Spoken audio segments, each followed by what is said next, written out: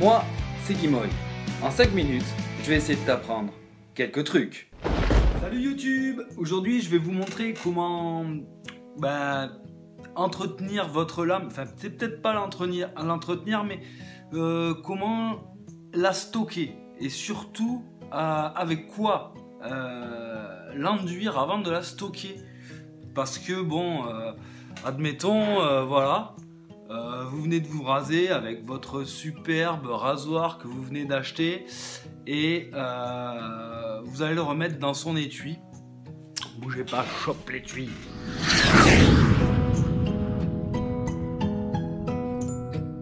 Donc, vous allez le remettre dans son étui, ok. Donc, plutôt que de le remettre à sec dans son étui, donc déjà, moi, ce que je vous conseille, c'est de le rincer à l'eau claire, d'accord. Donc vous le rincez entièrement à l'eau claire, correctement, bien comme il faut. Ici, au niveau du pivot, tout l'intérieur de la chasse, toute la lame, il faut que tout soit nickel et bien rincé à l'eau. Ensuite, une fois que vous l'avez rincé, prenez un sèche-cheveux, sèche-cheveux de votre grand-mère, votre grand-père, votre copine, j'en sais rien moi, un sèche-cheveux.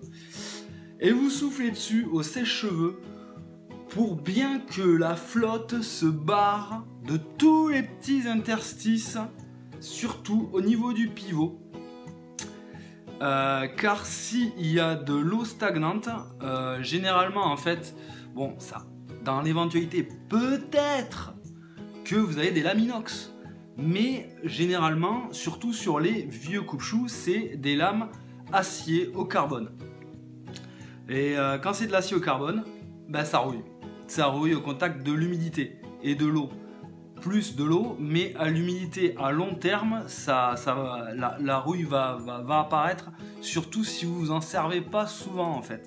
Si vous avez une collection de coupe-choux énorme et que vous en servez pas tout le temps, et ben moi je vous conseille de les stocker enduits d'huile de vaseline.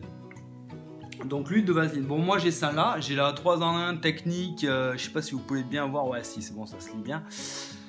C'est pour micro-mécanisme. Donc si vous vous dites ouais mais ça c'est pas bio, je sais pas quoi, et que vous voulez pas mettre ça sur votre peau, mais il en existe de la alimentaire. Et donc, enfin alimentaire, je m'entends, on va pas la boire hein.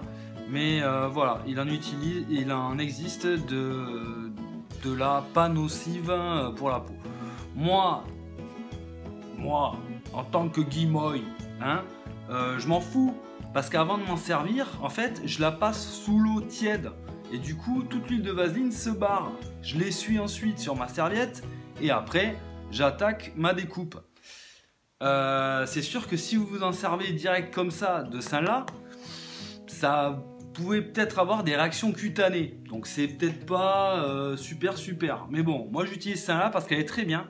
Elle laisse un petit film, un tout petit film au niveau du pivot et même sur toute la longueur de la lame, qui reste un petit paquet de temps en fait, parce que admettons là, vous le mettez dans votre truc, vous le mettez hop dans la boîte là. Et vous l'oubliez, d'accord? Vous revenez, d'accord? L'huile, elle est tellement fluide et liquide qu'elle aura coulé, d'accord? Elle se sera barrée de la lame en fait.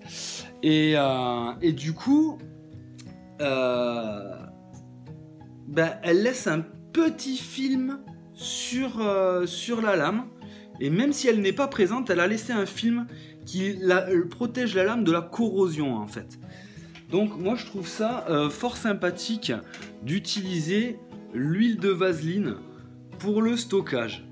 Bien vérifier que vous n'ayez plus d'eau dans les interstices du coupe-chou à l'aide de sèche-cheveux. Et bon, évitez de le stocker dans des endroits type cuisine, salle de bain, enfin voilà les endroits un petit peu qui sont censés être un petit peu humides.